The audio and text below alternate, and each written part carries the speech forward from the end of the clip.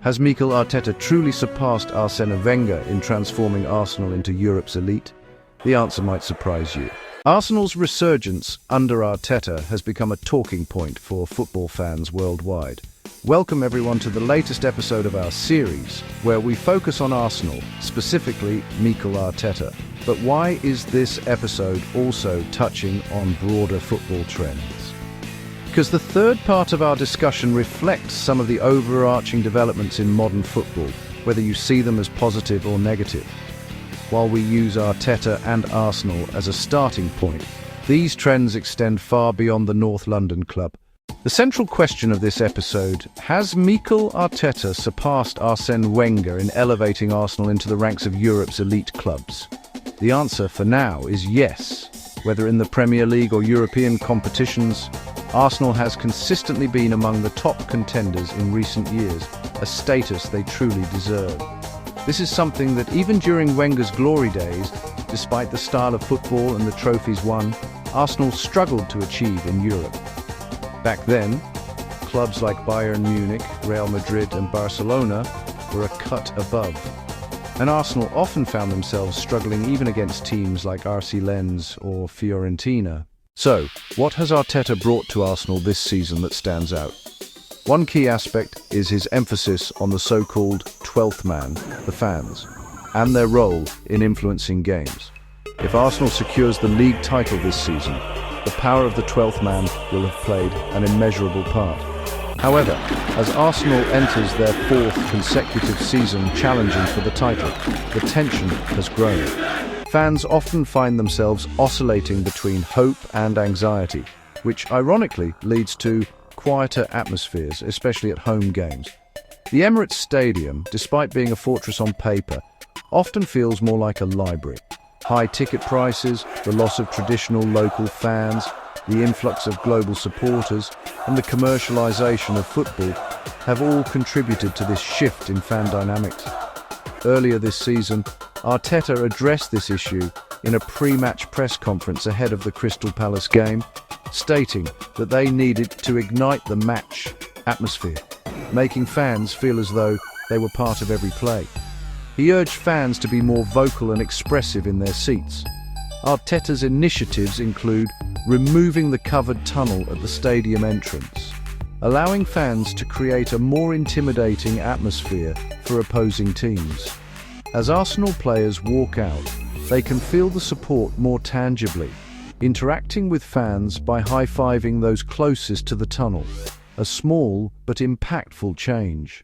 Another interesting detail involves the stadium DJ who once met Arteta on a flight and discussed how goal scorers are announced.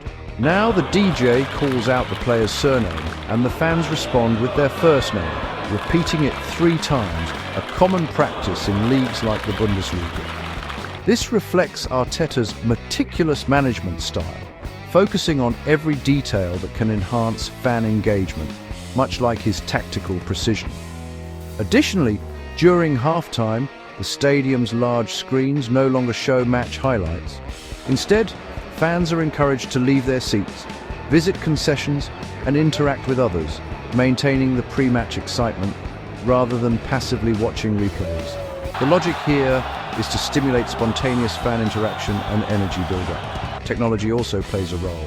There's a pre-match light show, and during Arsenal's Champions League win against Atletico Madrid, staff walked around with QR codes, allowing fans to synchronize their phone screens with the stadium's light effects, transforming what could be alienating technology into an emotional bond between the club and its fans. This is a collaborative effort involving multiple club departments and both official and unofficial fan groups. Moving to the second part, referencing an article by The Telegraph's Sam Dean from early October, there's strong belief that Arteta played a significant role in suggesting the Emirates Stadium expansion plans. The stadium, built 18 years ago, has seen matchday revenue grow from $91 million in its first season to $132 million this season, a 45% increase. However, broadcasting revenue has grown much faster, jumping from $44 million to $262 million, a 495% increase. Commercial revenue surged 627%, from $30 million to $218 million. Some critics argue whether Arsenal chose the wrong time to build the Emirates, given the seismic changes in football finance, from Roman Abramovich's takeover of Chelsea to Sheikh Mansour's acquisition of Manchester City. Both clubs became financial powerhouses, often luring Arsenal's key players away. So why is Arsenal planning a costly expansion now? Because matchday revenue, though less dominant than before, is regaining importance. Financial fair play rules require clubs to maximize revenue wherever possible, and infrastructure-related income isn't counted against sustainability rules, making stadium expansion a lucrative move. The Emirates isn't outdated in terms of facilities, it's the matchday atmosphere that's lacking. Compared to Tottenham Hotspur's stadium or Everton's new ground, the Emirates' less steep stands fail to create the same hostile, intimidating environment. Increasing capacity and building steeper stands would be welcomed changes. Financially, broadcast revenue growth has stagnated, with Premier League broadcast deals now 31% lower than the 2016-19 cycle. The Telegraph reports that the value of each live game has dropped from $10.2 million in 2016 to $6 million in 2023. Arsenal's Emirates isn't even the league's top stadium, but matchday revenue is once again crucial. Fans fear whether costly renovations or temporary relocations to Wembley will hinder the team. Historically, Arsenal struggled after moving from Highbury to the Emirates, but modern stadium dimensions are more similar, reducing concerns. The third part delves into Arteta's extreme control. How does it impact football? This reflects broader trends in the Premier League. Referencing the Times' Jonathan, the discussion begins with Arsenal's acquisition of England international Eberechi Eze from Crystal Palace. Arteta was delighted to sign Eze, praising his creativity, flair, and positional versatility. However, weeks later, during a Champions League game against Athletic Bilbao, Arteta micromanaged Eze's positioning, insisting he stay on the left wing. In the following match against Manchester City, Eze wasn't even in the starting lineup, replaced by system-oriented players like Mikel Merino and Leandro Trossard. The core contradiction: Arteta wants to turn a jazz musician into a classical one, forcing Eze's improvisational brilliance into a rigid framework. Jonathan highlights that the biggest divide among modern coaches isn't stylistic, but about autonomy, how much freedom to grant players.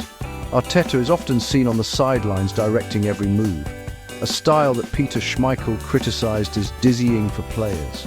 In contrast, Carlo Ancelotti, in his book The Dream, shares Jude Bellingham's account of his concise instructions, allowing players to rely on their instincts. Some coaches today feel the need to overmanage, turning themselves into puppet masters. Ancelotti, however, believes in trusting players' intuition, especially in possession. Arteta's approach stems from his mentor Pep Guardiola's positional play philosophy, rooted in Johan Cruyff's ideas of spatial control. Guardiola's meticulous attention to detail extends to adjusting players' body angles during training. Some players, like Jack Grealish, initially struggled with this rigid system, feeling they lost their identity.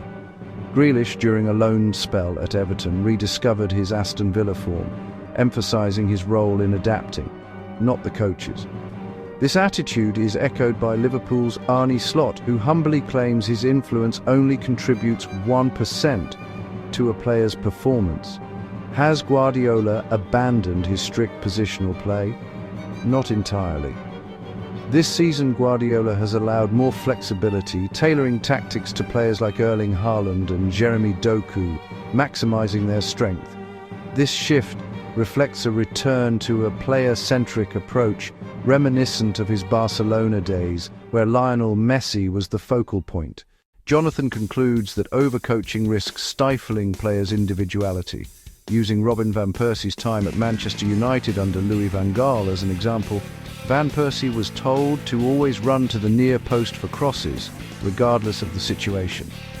Such rigidity, Jonathan argues, kills the joy of football. Modern coaches like Marcelo Bielsa emphasize understanding players as human beings rather than cogs in a machine. In summary, Eze's transition from Crystal Palace to Arsenal highlights the challenges faced by free-spirited players in top clubs. Modern football, dominated by tactical control, leaves little room for individual brilliance. Arteta, while successful in transforming Arsenal into a European powerhouse, must balance control with creativity. As football evolves, the debate continues: should the game prioritize systems or the people within them? The answer, perhaps, lies in finding harmony between the two. Thanks for watching, and see you in the next episode.